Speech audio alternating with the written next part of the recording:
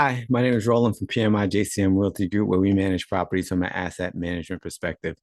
Today, what we want to talk to you about are you being overcharged, right? And so I've had an issue recently with vendors that I've been working with, and they've been sending me quotes and invoices. And when my owners see these quotes and invoices, they're not very happy with that, right? And so what I'm trying to do right now, I'm trying to work through identifying the vendors that are going to provide the best prices. And I tell all my vendors, I say, hey, look, I am not looking for the cheapest price possible, right? Because that's not always the best thing for a property or for an owner. But I want to be able to justify the cost, right? And I try to be very logical about it. And sometimes you can, and sometimes you can't, right? I have an owner that I'm working with, and we're trying to do a rehab of a property that has violations on it, right? So the city's involved in everything like that, right? And this is a property I inherited. The violations was there before I got there. I'm trying to clean up this mess. And so I had one vendor go out there, and the vendor quoted $20,000 to do the work. I was like, yikes, right? And so that was high. It shocked me, but I really wasn't deterred because I know they were a good vendor. I sent it to the owner. Owner was shocked. Said, this house is only, 700 something square feet, less than 1,000. Like, why is it so much, right? So I sent another vendor out there. They provided me a quote, and they came back at $8,000. Owner was like, yeah, that looks a little bit better, much better than the 20,000. But, this vendor didn't itemize everything that needed to be done. So me and the owner started talking. The owner had a vendor that they've been working with for a while before I started working with them. I met with the vendor. We went out there, and they came back with a quote of between $2,500 and $3,000 or something like that, right? And so there's a drastic difference in price for what needed to be done, although the same work needs to be done by all three vendors, right?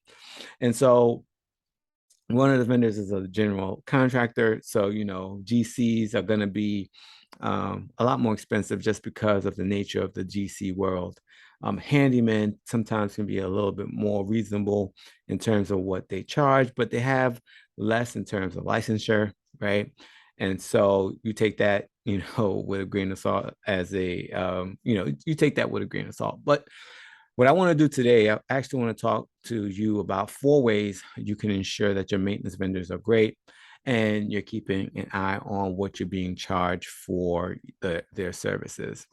Um, and so what you want to do is first, develop a strong working relationships. Sometimes when you provide a vendor with a lot of different volume, they can then produce and give you a better rate on the work that you have them doing for you, right? And so try to build that relationship as early as you can. Call them for plumbing work, electrical work, HVAC, home inspections.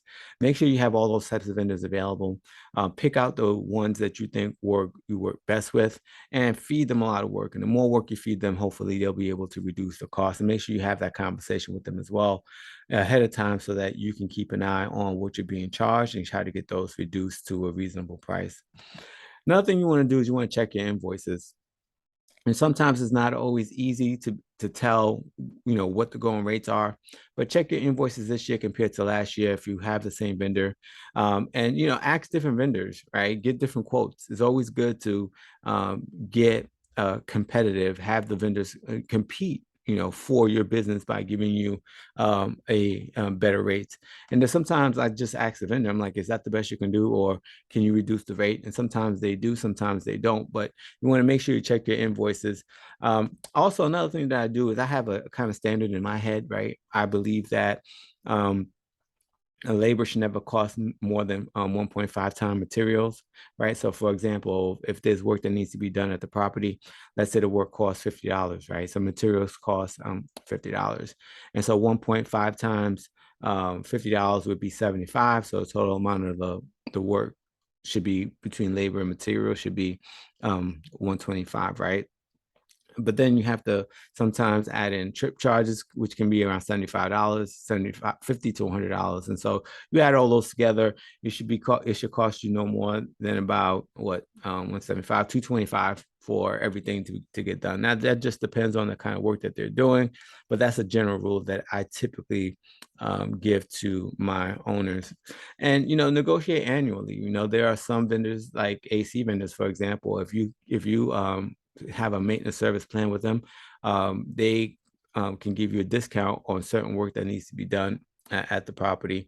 And the reality is, particularly for AC, that's something that does need to be done annually. So be strategic, try to have that conversation ahead of time. Similar to taxes, you want a tax plan. You also want to have planning for your maintenance. If you do that, it's going to definitely help keep your costs low.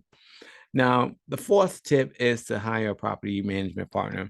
As property managers, we tend to have relationships with vendors, and we're able to use those relationships because we have so many different properties to get you a volume and a bulk rate. So don't hesitate to hire a property manager.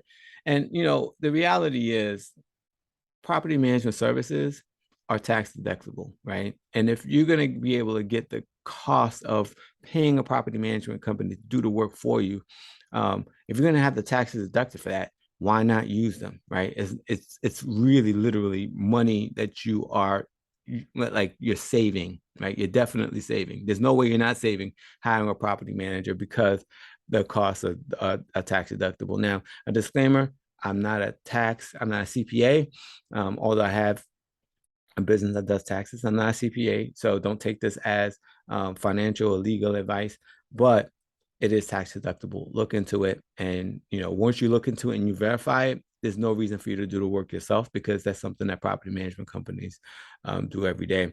And PMI JCM Realty Group, we think that we'll be the best team to help you. But the reality is you can work with any property management company. It'd be better than you trying to figure it out yourself unless you're an expert in that area. So contact us today and let us find out a way to help you save on your maintenance costs. At PMI JCM Realty Group in Tampa, we're always looking to share the absolute latest in property investment tips, including emerging trends and insights in Tampa's real estate market. If you're hoping to drastically improve your landlord tenant experience and the bottom line, show up for our free webinar. We have a free webinar that we're going to be putting on where we're going to show you how to streamline your rental property portfolio for maximum growth. So not only are we going to talk about this topic, but we're going to show you how to guarantee the rent even if the tenant doesn't pay.